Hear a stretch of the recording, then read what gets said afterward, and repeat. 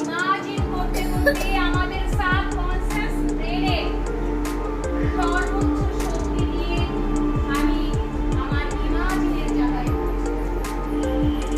তাই পাওয়া যায় না। তার কারণ ইমাজিন শক্তি মানুষের দিন দিন কমে যাচ্ছে। এই যে বিভিন্ন ডিজিটাল পদ্ধতি আমাদের সামনে এসে গেছে, তার কারণে ইমাজিন করতে ভুলে যাচ্ছে। আগে বাচ্চারা যদি কাঁদতো, ভাত না খেত, না ঘুমাতো, মা ঠাকুমারা গান বলতো, গল্প বলতো, সেই গল্পে রাজপুত্র, সেই গল্পে ছিল পক্ষীরাজের ঘোড়া, রাজকন্যা, এই সমস্ত গল্প করতে করতে ঠাকুমার কোলে শিশুরা কখন ঘুমিয়ে যেত।